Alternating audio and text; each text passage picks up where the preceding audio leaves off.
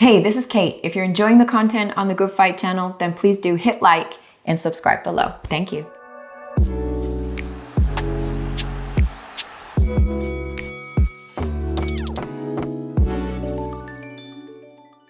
Deontay, good to see you. So talk to me about this camp. Like, what feels different to you in this camp specifically for the Helenius fight and the build up to this fight?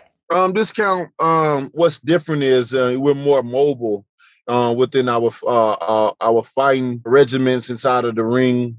You know, I'm going back to spreading my feet a little bit. That's where I have my more steerability, and I'm able to dodge and duck punches like that. You know, a lot of people would say, "Oh, you get your leg spread too far," but the thing about it, you know, we're all different. We all got different shapes, sizes. I'm 6'7", so being able to spread my legs a little bit farther apart from my arm width, it does me justice. You know, everybody have multiples of ways of how you throw a jab, how you throw a right hand, and how you do things. But as the fighter, you must go what's comfortable with you and what's going to get the job done, no matter what somebody else talking about. Because half of the people that's training or talking about the business of boxing will never be in it or have never experienced entering inside that square ring. So, you know, their opinion only goes so far. And another thing, just traveling in different locations of training has been different as well, but it always been good. So you were in Vegas for a period of time, right? Did you enjoy that?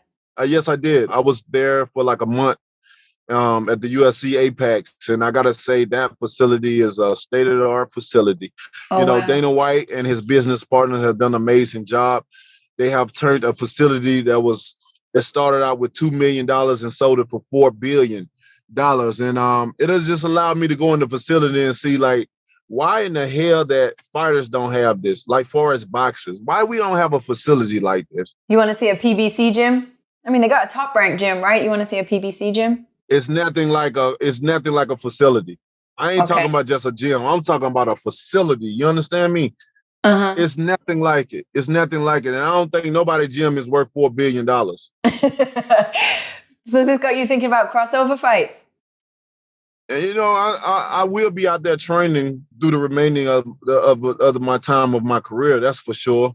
But anything else, you know, up in the air. You know, we don't know what we're gonna do. I just know I got 3 more years left in the business of boxing, and Deontay Wilder is selling out, baby, with his family. Obviously, there was a period of time after the third fight to get to this point that you were like, yes, I am still hungry. It felt like you took kind of like a period of reflection, right? To decide, I still have the hunger, I still want it. What was it that made it click? What was it that made you go, yeah, I do want it? Well, what made me want to return, because I was more 85% out than and 15 in. But what made me really wanted to come back was when I was presenting the statue, you know, in the heart of Mm. Dixie, in my hometown, and to see so many people come, you know, all over the world to come and commune with me and celebrate with me and my family. It meant so much to me to even see, you know, men and women break down, especially the men break down in front of their kids and point at me and say this is what a real role model like, a king, a greatness.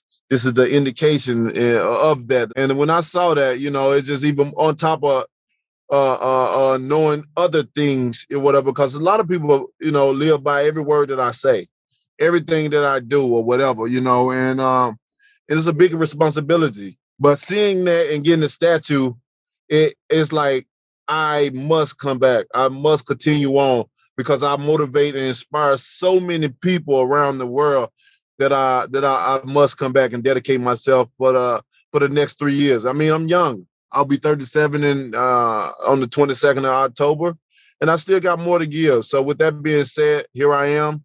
I'm back. I'm give 120% like I've always have into the remaining of time, and then I'm done. You know, Kate, most of the time, journalists, they rather be first than being correct. You know, and many Uh-huh. people have been wrong about me about certain things or what I'm doing or what they think I'm doing or how I'm feeling. You know, and with this, I'm coming out. You're hearing it from my mouth. That's what it's going to be. So So a lot of that was about what you want to give other people and how you want to inspire the community, right? But for you personally, what are you still hungry for? Is there something you're still hungry for? when I'm coming back, it's the hunger of being a true people's champion. Mm. If it wasn't for that, I wouldn't be back. You know what I mean? My hunger, I'm fulfilled. You got to understand, Kate, I don't need the business anymore. The business need me. And that put me in a different seat. It put me in a different seat.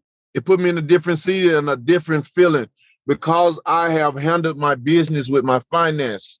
I have handled my business and stayed disciplined, to the game plan. And with that, I've been rewarded tremendously. I don't ever have to fight again in a day of my life. The only people that had a problem with me coming back is my financial people. And it made me feel good. Why are you doing this, champ? What do you need to come back for? We built this so you wouldn't have to come back. Why are you? And it made me feel good because I had to explain to them why I'm coming back. And these are people that you want to hear from. And that you don't have to do certain things. And man, to get that news and get that call and then be presented a statue, I'm gonna forever sit on cloud nine. Can nobody take me down? All my accomplishments and things I've done in and outside the ring has been set in stone within the statue, and can't nobody take it away from me. When the inevitable finds us one day, that statue will still stand tall and soar right there in the heart of Dixie. That's incredible to have to know that like future generations of your family can go there and know that that was their grandpa, their great grandpa, whatever it is. It's very cool. Regardless of what happens in this second act of your career, if you want to call it that, right? Do you feel like you can walk away from boxing knowing that you got exactly what you came for? Or do you feel like you have to become a 2-time heavyweight champion to be able to walk away feeling like that? No, I can walk away happy, just like I am. I'm soaking in my happiness and my peace. And it ain't got nothing to do with finance. It don't have anything to do with finance because I've been poor before, and I'm on the side of where I'm wealthy. And without your happiness and peace, it don't mean nothing. Because I know multimillionaires and billionaires that is depressed, that is miserable. And the saying is, it's lonely at the top. And you know why it's lonely at the top? Because everybody jumping off the cliff.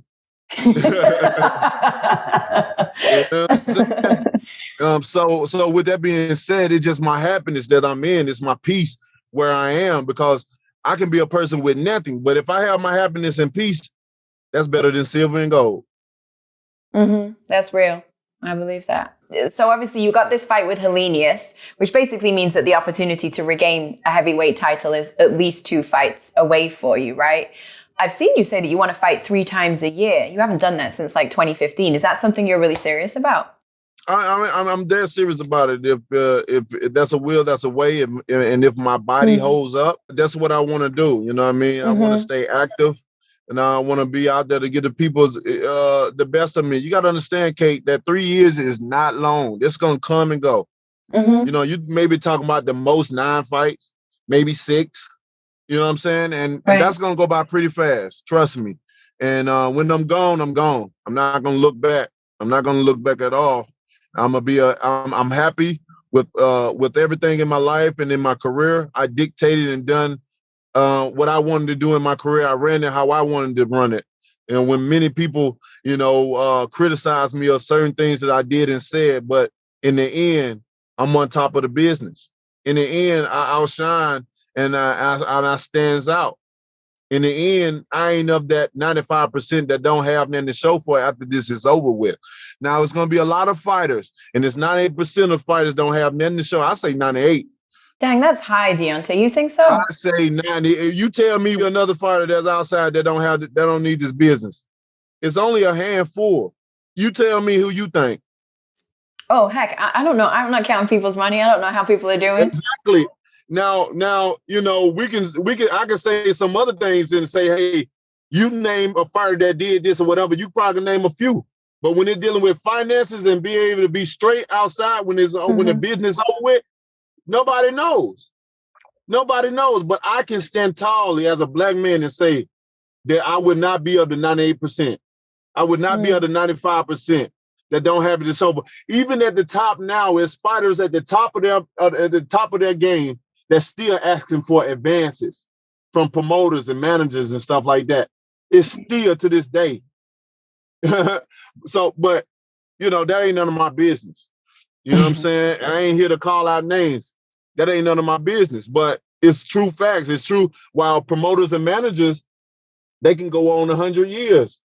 and support their family, put their kids through college, even put their grandkids through college, be multi-millionaires and never took a punch a day in their life. But you talking about the product that brings and put the fans' asses in the seats. You talking about the person that risked their lives for others' entertainment. In the end, don't have nothing to show for. The only thing they have to show for is a high medical bill, Parkinson's and speech impairments, and all other health complications. That's all we have to show for in the end. And to get the pat on the back and to say, oh, he was a great fighter during his time. Forget that. I said, the hell with that. So do you see a way in which, is there a role you would like to have in which you can help that be different in boxing? Like, do you want to work in, I don't know, management? Do you want to manage fighters? Do you want to promote fighters? Do you want to have some kind of role in boxing once your fighting career is done? Yeah, once my career is done, I will have some type of role in boxing. I definitely want to do the promotion thing, but I also got something else coming out. I'm not going to reveal it yet until it's time. And it's going to help a lot of fighters all over the world. Trust me. You know what I mean? I'm in the business of, like Dana White would say, records is for DJs. Because we always think we need a winning record to obtain greatness and get the best of the best.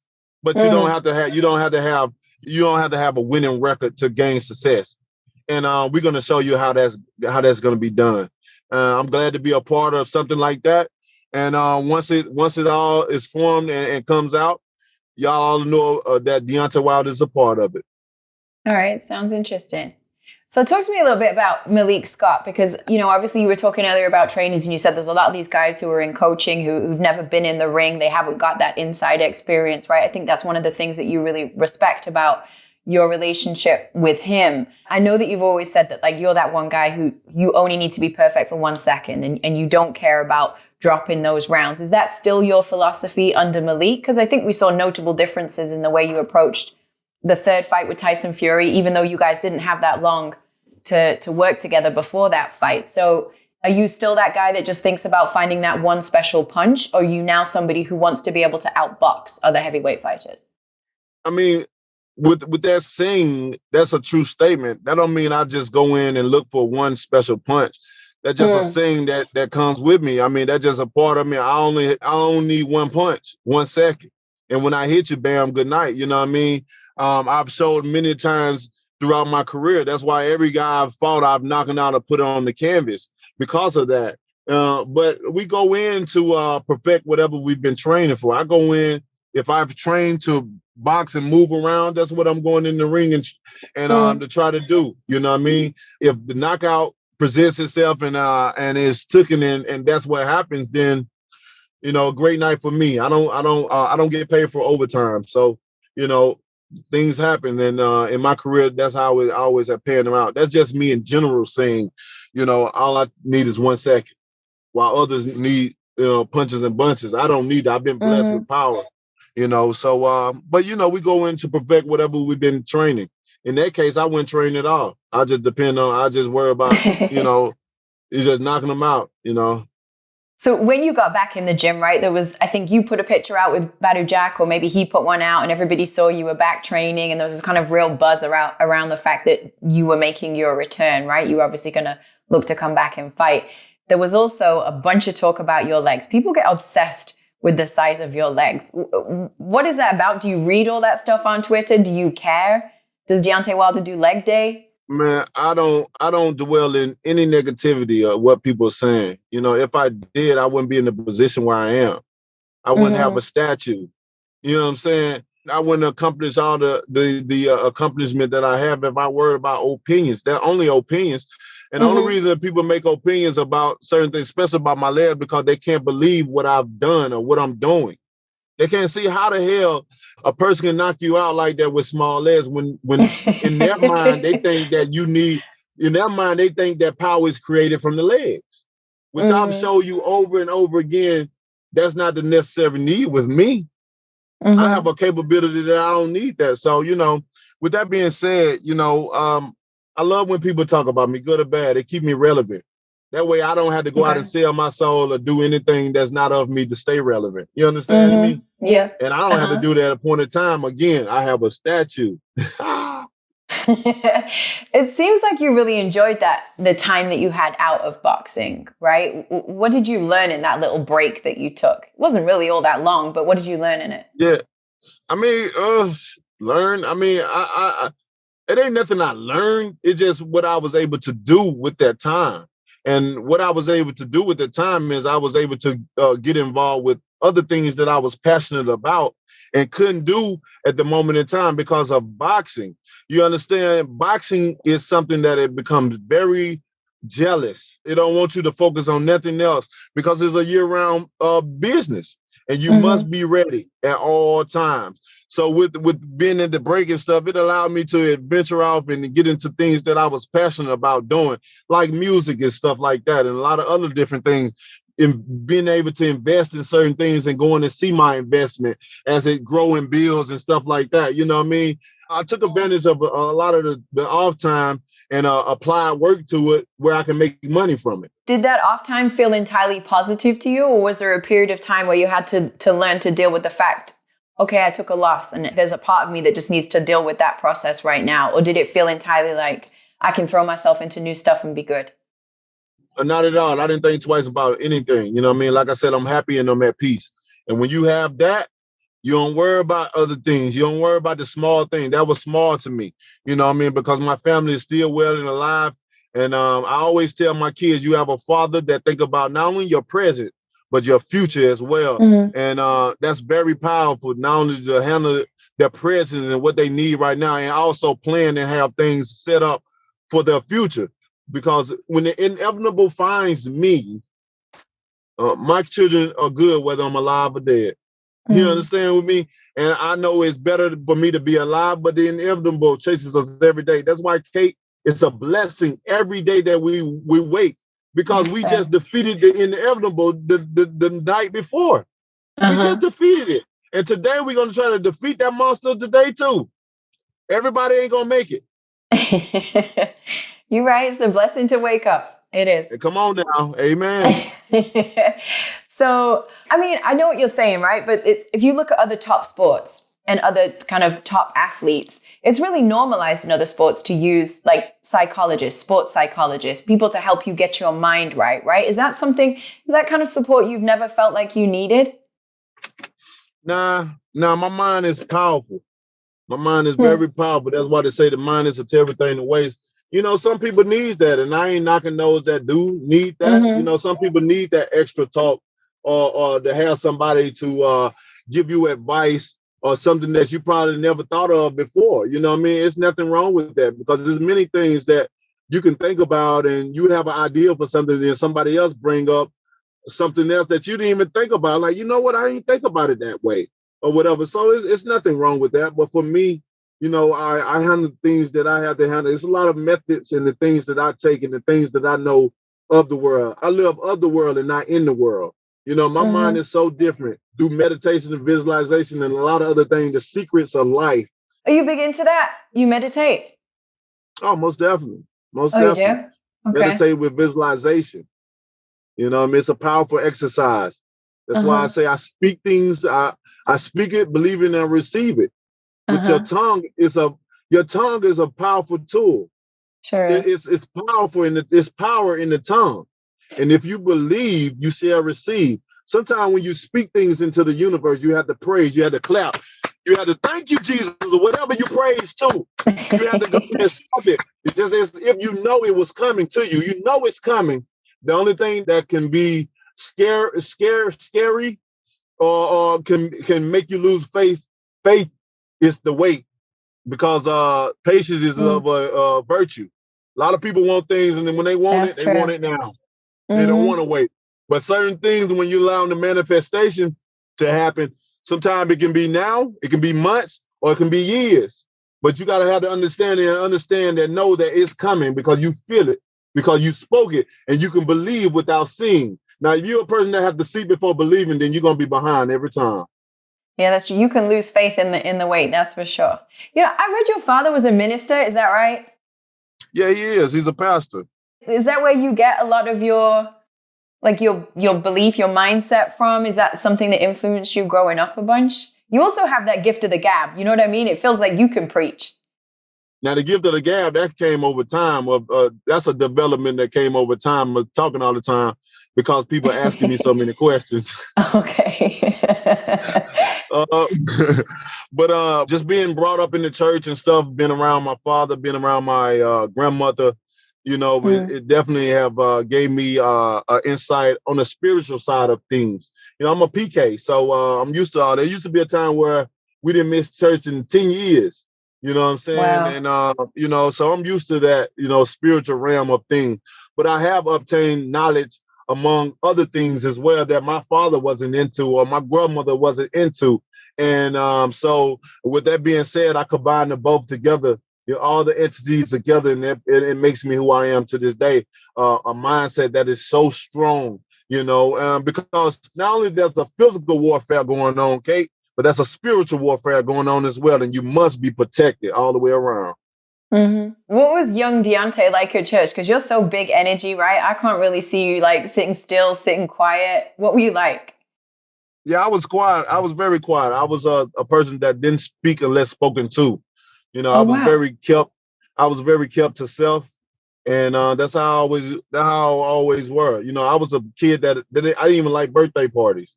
My mom was like, "You don't want no birthday Oh, party." come on, man. Who doesn't like birthday parties? That's what I'm saying. What child don't like birthday party? But I was that one. I didn't like birthday. I didn't want no birthday parties. Parties. I'm not a person that I don't like surprises. So don't surprise me. I'm the type of person that if you're watching a movie and it's a new movie, you can tell me every bit of it. Because when I go in, I'm gonna get my own perspective of the movie. I'm gonna put in consideration what you told, but I'm gonna get my own view. Because we all different. We all human beings and we look at things differently and say things differently, take things away from things differently. So going back to Robert Helenius, right, for this fight, he's somebody that you've sparred with. You've had him in your camps. Is he someone you like on a personal level? Is he a likable person on my level? Yeah. Is he somebody you like on a personal level, having spent the time with him you have? Yeah, I mean, we love Robert and his coach Yuhan, man. We love him. We love him every time they come down. It's always a great time with us. And unfortunately, it's just come to a time where we just have to share a ring with each other where it counts. We can do all the sparring and stuff like that. And we knew that being in the heavyweight division that these times would come upon us if we stay fighting and still trying to make it to the top, and here we are now. These moments and times have came upon us where we must fight each other to get to the next level. And we're going to do that with open arms and grace and embracing each other. Win, lose, or draw. We both going to be happy for each other. And that means everything. So recently, in the build-up to this fight, your manager, Shelly Finkel, came out and kind of admitted that he'd ignored an offer from Anthony Joshua, right, or an offer from Eddie Hearn on behalf of Anthony Joshua for you to fight Anthony Joshua and line that fight up. What was the reason that you wanted Shelly Finkel to not respond to that offer? We already got something going on. Why would we entertain other business when we already got business going on right now? At the end of the day, I got to get past Robert Helenius. I mean, we got Usyk saying he want to give me an opportunity, but we ain't running to Usyk. Them people talking about trying to get in on the contract and all that and stuff. And dealing with Hearns, I've dealt with them before. I dealt with them 6 months, and they just gave us the runaround. They can say they story and they can tell people all they want. He's a big manipulator. But I know the true facts, and he know the true facts, and we all know the true facts and the reasoning of certain things. You know what I mean? Me and Joshua could have been fought years ago. I could have been a unified champion years ago. But is that done for you then? Would you ever consider an offer from Eddie Hearns? It's not done. I mean, I'm still in the business. Joshua is still in the business. So long as we're still in the business and fighting, you know what I'm saying, there's always going to be that opportunity right there. Because true or not, every time I hear people and stuff, they always tell me, when you gonna fight Joshua? That's the biggest right now, that's the biggest fight in the world between us. Still, right now, that is one of the number one matchup that everybody always asks me about. You know what I mean? So it's like it ain't no matter of time. If it just win, it just got to be at the right timing. We're not, falling along with Eddie games and stuff like that. We just not. They drained us. When you come to us, make sure it's at the appropriate time and things like that. Not when we have a fight already lined up and then you want to put something, because I felt like it was for him to have insurance. Because I didn't think he believed Joshua was going to win that fight against Usyk. I just don't believe it. And I think he was just trying to, get something on paper right now, what I'm saying, to have insurance. I could be wrong, but that's my opinion, and that's how my energy, and that's how I feel. How do you feel about a fight for Undisputed between Usyk and Tyson Fury? Usyk said he wanted the fight, right? But said he wouldn't be ready till early 2023. What's your opinion on Tyson Fury saying, well, I'm not waiting till 2023. I'm going to fight in December? I don't feel nothing about it. I mean, he is his own man, you know what I mean? And he dictating his own career. So I have no opinions of it. You know what I mean? I say, hey, do what's best for you. At the end of the day, we are the fighter. And we're risking our lives for others' entertainment. So we must do what's best for us at the end of the day. So if Usyk is now available and he says he would love to get into the ring with you, he said he's going to come to your fight, right? And be ringside and then step in and challenge whoever wins that fight, you or Robert Helenius. Do you want that to be your next fight after Robert Helenius? Because there's been so much talk about Andy Ruiz and that was kind of being built up. If you get the choice, what do you want your next fight to be? I mean, if I get the choice, of course, I'm going with Usyk. You know what I mean? I'll go with Usyk, whoop Usyk, and then get Ruiz a title shot. You know what I mean? That's how it would work. Because who wouldn't? I mean, we're in the business to obtain greatness and collect the belts. So if you got a champion that's giving you an opportunity to collect the belts, why would you not deny it unless you wasn't ready? Only people I've heard that would turn down a title shot or whatever is those that are not ready.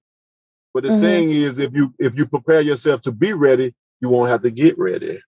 You got a lot of sayings.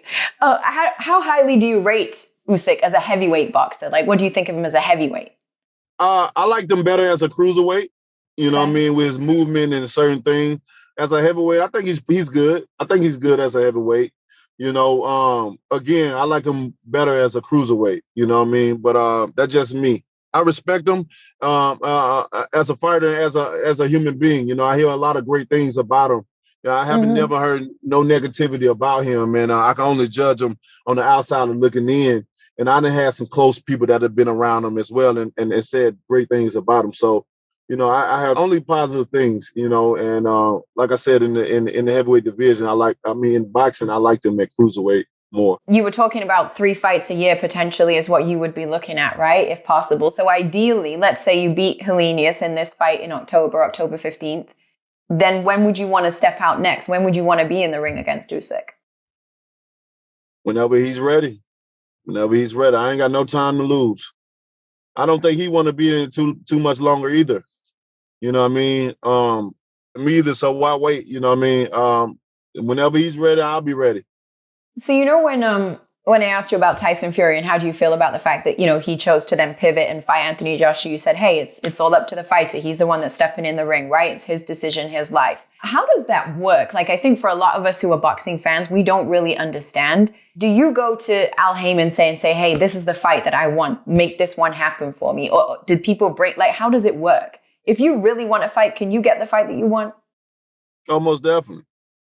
You know what I mean? Due to, being with Al Heyman, Al, he will advise you on certain things and what he feel, what if a fight is good or not. But at the end of the day, the ultimate decision is up to you, especially his elite athletes. You know what I mean? He give you that opportunity. And, I can come to him and say, yo, I want this person. And he's going to make it happen. No matter what, it's going to make it happen. Some fights may take a little longer than others because of negotiation and stuff like that. Some people may feel like they're worthy of more than what is offered and stuff, and then you have to go through negotiations and stuff like that. Negotiations always take the longest. You know what I mean? Because at the end of the day, all the fighters, we be wanting to fight each other, but some of them be wanting to make sure the terms right. Some of them outprice themselves on certain things. So it's a lot of complication when you're dealing with the business of boxing. But for the most part, what you want, Al, will get it to you. You feel like boxing is your purpose? You feel like this is what you were born to do? I think it's just one of many things that I was born to do. I'm a Renaissance man, Kate. So what else were you born to do? I mean, multiples of things. I was born to build things. I was born to sing. I would, make music. I would say make music because I can do both rap and sing. Born to make music. I'm in the industry of music. I make You beats. rap as well? Because we haven't heard that yet, right? I can do it all. Are we going to hear that? I don't know. You might see. I'm thinking. I got another song I'm working on. But right now I just been training and stuff, just getting that out. You know what I mean? I'm a certified scuba diver. I got multiples of business that I own. Different buildings and companies. You know what I mean? I got a lot of things that I do that people don't know. Certified scuba diver means what? You can go out. You don't need an instructor. You can go wherever you want to go. Facts. Okay. You do that with Tally? You guys do that together? Oh, yeah. Nice. So she's certified too? Uh-huh. Okay. What is it that you love about, why scuba diving? Man, scuba diving, some people have said, what are some of the best places and the most beautiful things you have seen? And I point down. Okay. The most beautiful things is under the water, whereas only where 75% of it is not discovered. Mm-hmm. You know what I mean? The beautifulest thing is in the waters, and I love going under there, seeing all the beauty that that the ocean has to offer. Every time we go on a different vacation or whatever, we must go somewhere where the scuba diving is involved. Yeah, I mean, it's kind of almost like a stress reliever as well. Mm-hmm. Almost like meditation under there. And when you know what you're doing, it's always gonna be scary because you're entering into an environment that you're a complete stranger to, and you're not really in control, right? Yeah. Not at all. And when you ain't in control, that's when it becomes very scary. But when you do the right things and know how to do certain things, and you stay cautious of certain things, it lessens it a little bit. But for the most part, it's a great thing, and it's a wonderful experience to have. I tell everyone, if you want to see what beauty really looks like and the symbolization of beauty, go under the sea. Bless you. I appreciate you. Thank you for the time. Blessing, Kate, anytime. And I'm looking forward to seeing you. And they can't never go wrong when you got Kate up in that thing. They never go wrong. Oh, Kate. But it's always a blessing, Kate. Until next time, I'll talk to you later. Love, appreciate peace, you. God bless. Take care. Bye. Bye-bye. We out.